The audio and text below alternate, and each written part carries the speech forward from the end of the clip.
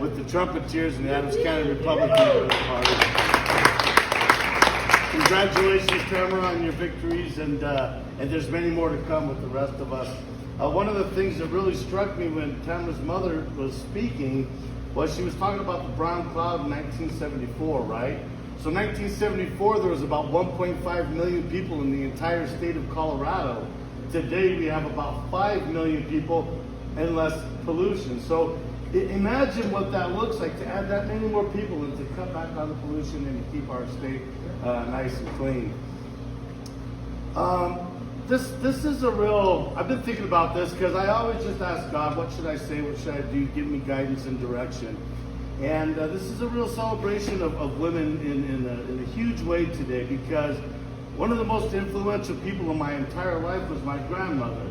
My grandpa wasn't around, I didn't know my mother's parents. There was this one lady, my dad's mom, down in Rocky Ford. She raised 5 kids on her own. My dad was the oldest, so he had to help finish raising his brothers and sisters. And this lady was a badass. I mean, tough. And I like the more seasoned, I'll say, generations are tough ladies.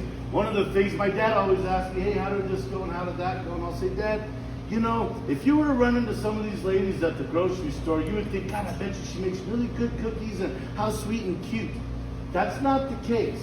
These are tough ladies who are ready to kick some butt all the time, and I just have mad respect for that. So awesome, and my hat's off to you for everything that you've done. I was 2 years old when you guys started this thing, so y'all are old, right? One of the things that I wanted to kind of touch on too with, you know, every time Steve speaks, I learn something. I always do. I don't know if he knows that or not, but I still have the stuff he says and I apply it because he's out there on a different scale. He's learning this stuff. I'm watching his Facebook and his, so I can learn more. How do I learn? How do I get a little more professional? How do I sharpen my saw, right? So I always use a lot of that, and it always puts a different perspective on things for me. When Tim and I talk, we talk about the law and order, and I always learn more. My sister's a lawyer and a judge, but I'm a construction man by trade, a pipeline foreman, been in the construction business my entire life. Matter of fact, my dad just celebrated 40 years in business here in Colorado, and so I've seen that we started with nothing, but the American dream made it so that we went to a place where we made millions of dollars, and then I've also seen what it's like to lose millions of dollars. And so, especially in our business, in construction, $1 million ain't nothing, almost like in politics. But when we're talking about law and order, you really think about what's going on in our country today and what's happened downtown. Rod and I were talking a bit ago. I served in the House just before Rod, before he kicked my butt out of there and took over for me. But we were just talking, right? When I was down there, it was beautiful. It was green. We had the food trucks. I was proud to bring my family from Michigan and Texas and Colorado. I did my son's birthday parties on the west balcony. It was gorgeous. This building, if you're down there, you can't help it. It kind of, and I know that you know this, it becomes a part of you. You leave a piece of your soul at this place. I can't explain it. The marble, the granite, the energy, all of it. The architecture, the pure magnificence of what these people built, and to see it destroyed.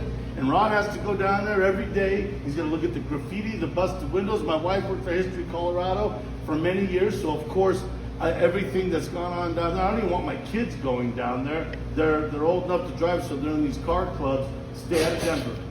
Stay out of Denver. I shouldn't have to tell my sons to stay out of Denver with their car clubs, right? So what I've been doing since we've last spoke is I'm reaching out to everybody. I've met with IBEW 111 Labor Union. I was a member when I worked at Excel for many years. I know a lot of the members themselves are conservative, wave their flag, and vote Republican. I reached out to the log cabin Republicans and went and had a meeting with them and wanted to see, okay, what are the issues? What are we thinking about here? We're meeting with a lot of the Fraternal Order of Police. And one of the things that I've heard, I've been on the phone with them a lot, one of the things I've heard a lot is, hey, we're holding on our endorsements until we really, really know, because we've endorsed a lot of people, and the second they get elected, they turn their backs on us. And I told them the other night, I met with them, I think it was last night, in the Thornton. I told them, look, I understand where we're at, and I understand how they're demonizing our police and how they're trying to defund and turn everything the good guys are the victims and the police are the bad guys, and the way that the Democrat Party, these Marxists do everything, right? And I told him, look, if there ever came a day when I had to put my camis back on and stand shoulder to shoulder with you, I will. And I mean that. Because I'm not afraid of anybody, right? I served in the United States Marine Corps. I've been in the jungles. I've roamed with an M16, big giant weapons, all the military grade everything.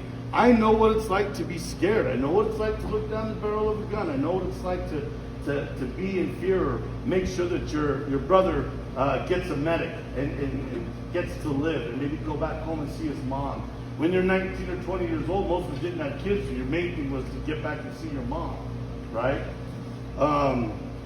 And dad, of course, but it always, moms are just extra special because they're moms. That's just how it is. and grandmas. And so, when I go back to what we're talking about with the law and order, if we don't have our police officers' backs, and I'm talking the mayors and governors and our congressmen, our future congressmen and everybody here, and we don't have enough guts to stand up and push back against them, they're just these poor people are taking orders from these liberal leftist lunatics up top, but they're the conservative, but we're having to take orders from these people, and it makes no sense to me. When I go back to talk about my grandmother, this person was the most incredible lady I knew. She had an 8th grade education, one of the smartest people I ever met, just with her common sense, her life knowledge. If I wanted something, she made me go out in the fields and work with her. We'd pick chilies and melons and onions, and we did all the stuff. We'd go clean the offices. Grandma, I want a new shirt at the store. Well, come and work with me. Throw the trash. She taught me. My dad taught me, being in business for 40 years in construction. Get off your ass, put some boots on, and get to work. If you want something, this country's supposed to be the country of opportunity. But you have to be able to go work for it. This isn't I'm going to go work my butt off and give everything I made to you while you sat and played video games. So it's a real honor, honestly, to be in this group of candidates and fine Americans, because it just gives me such a real sense of pride to be an American. I love my country. I love the state of Colorado. And we're going to do everything we can to develop responsibly, keep our communities safe, and protect our freedoms and rights. If you want to donate or help me out, sponsor a sign, this and that, my name is, or my site is philcovarrubias.com. philforadco.com. I do have literature and all that out here, and I really appreciate you guys listening to me. Thank you very much. God bless.